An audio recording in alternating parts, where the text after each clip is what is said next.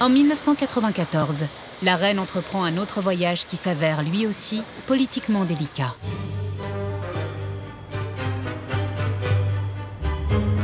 La dislocation de l'URSS a eu lieu 3 ans plus tôt. C'est la toute première fois qu'un monarque britannique se rend en Russie. La reine n'était allée dans aucun pays du bloc de l'Est. Sa visite officielle à Moscou, au début des années 90, avait une valeur symbolique très forte. Pour Élisabeth II, ce voyage a aussi une grande valeur sentimentale. Son grand-père, Georges V, était le cousin du dernier tsar de Russie, Nicolas II. L'exécution de la famille impériale russe après la Révolution de 1917 marquera le roi d'Angleterre à tout jamais. Hugo Vickers, présent lors du voyage, se souvient d'une première soirée mémorable au ballet de Moscou. Sa Majesté se trouvait dans l'ancienne loge du tsar, d'où elle regardait un spectacle en compagnie de Boris Eltsine et de son épouse. Évidemment, le marteau et la faucille étaient bien en vue sur le devant de la loge. Le président Eltsine a la réputation d'être un personnage haut en couleur. Cet ancien communiste, idéologiquement opposé à la monarchie, est aussi imprévisible qu'extravagant. Contre toute attente, son coup de cœur pour la reine est immédiat. Mr. President, you and I have spent most of our lives believing that this evening could never happen. I hope that you are as delighted as I am to be proved wrong.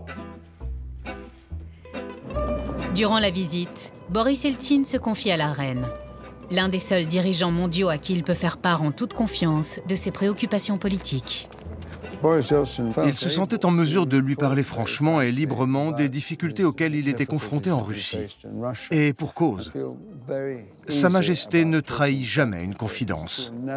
En 65 ans, ce n'est pas arrivé une seule fois. L'amiral Robert Woodard, alors capitaine du yacht Royal Britannia, fait route jusqu'à Saint-Pétersbourg pour ramener la reine en Grande-Bretagne. Sa Majesté l'admirait, cela ne faisait aucun doute.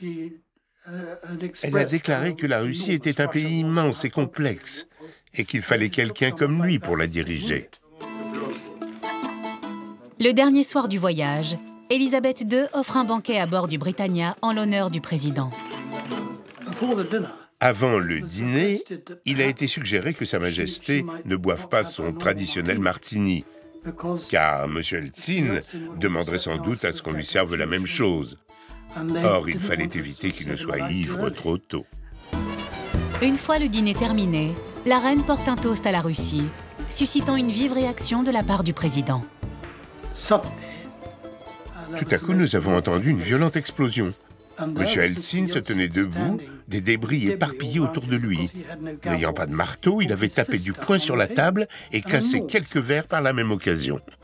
Tout le monde a été pris de court. Puis il s'est exprimé en russe pendant 20 minutes. Et personne n'a compris un traître mot de ce qu'il disait. Le discours improvisé du président retarde le départ du yacht royal, mais donne lieu à de touchants adieux. Il a fondu en larmes en quittant le Britannia. La reine était également très émue, cela ne faisait aucun doute. Il n'avait pas envie de s'en aller. C'était attendrissant.